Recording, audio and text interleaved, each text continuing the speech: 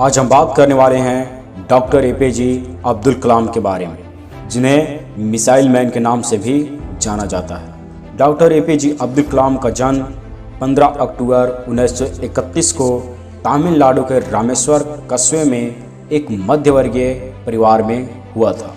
इनके पिता का नाम जैनुलाब्दीन थे, जो पेशे से एक नाविक ठेकेदार थे, और इनकी माता का नाम असियम्मा थी, जो एक कुशल गृहिणी थी। एपीजे अब्दुल कलाम बचपन में पढ़ाई लिखाई में समान होने के बावजूद वे नई चीज़ों को सीखने और समझने के लिए हमेशा उत्पर और तैयार रहते थे।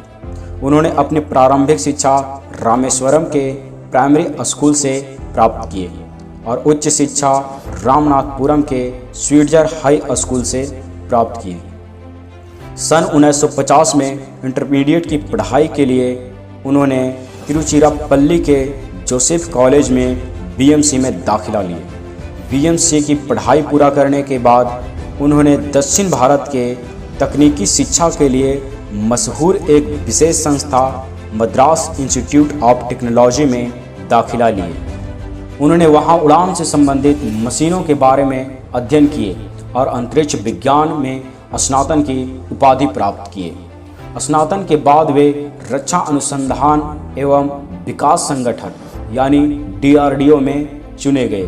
सन 1962 में उन्होंने 250 रुपये की मूल वेतन पर डीआरडीओ में वरिष्ठ वैज्ञानिक सहायक के पद पर कार्य करने लगे। नौकरी के पहले साल ही उन्होंने ऑफिसर आर वरदराजन की मदद से उन्होंने एक अल्ट्रासोनिक लक्ष्यभेदी विमान का डिजाइन तैयार करने में भी सफलता हासिल कर ली।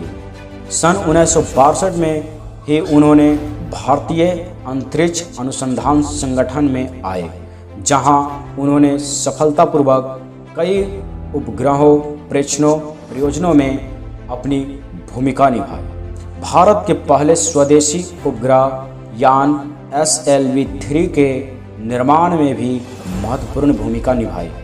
सन 1972 में वो पूरी तरह से अंतरिक्ष अनुसंधान संगठन से जुड़ गए और 1980 में इन्होंने रोहिणी उपग्रह को पृथ्वी की कक्षा में सफलतापूर्वक स्थापित करके भारत को भी राष्ट्रीय अंतरिक्ष के सदस्य की सूची में शामिल कर दिया। 1982 में इन्होंने पुनः डीआरडीओ में वापसी लिए और गाइडेड मिसाइल के विकास के लिए अपना समय दिए और उन्होंने अग्नि मिसाइल और पृथ्वी मिसाइल को सफलतापूर्वक परीक्षण कर उनमें भी बड़ी कामयाबी हासिल कर लिए। फिर वे 1992 में डीआरडीओ मंत्रालय में वैज्ञानिक सलाहकार नियुक्त हुए।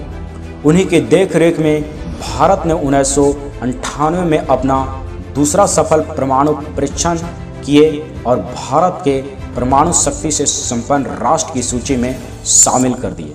18 जुलाई 2002 को एपीजे अब्दुल कलाम को 90% बहुमत से भारत के 11वें राष्ट्रपति चुने गए और उन्होंने 25 जुलाई 2002 को संसद भवन के अशोक कक्ष में राष्ट्रपति पद को शपथ दिलाई गई। आइए बात करते हैं अब एपीजे अब्दुल कलाम की अवार्ड के बारे में। एपीजे अब्दुल कलाम को इसरो और डीआरडीओ में कार्य के दौरान वैज्ञानिक उपलब्धियों तथा भारत सरकार के वैज्ञानिक सलाहकार के रूप में कार्य करने हेतु एपीजे अब्दुल कलाम को 1981 में पद्म भूषण और 1990 में पद्म विभूषण से सम्मानित किए गए। सन 1997 में एपीजे अब्दुल कलाम को भारत का सर्वोच्च नागरिक सम्मान भारत रत्न से सम्मानित किए गए। एपीजे अब्दुल कलाम अपना पूरा जीवन काल में अपने भारत के हित के लिए कार्य करते रहे और फाइनल 27 जुलाई 2015 की शाम को वो पूरी दुनिया को हमेशा के लिए अलविदा कह गए।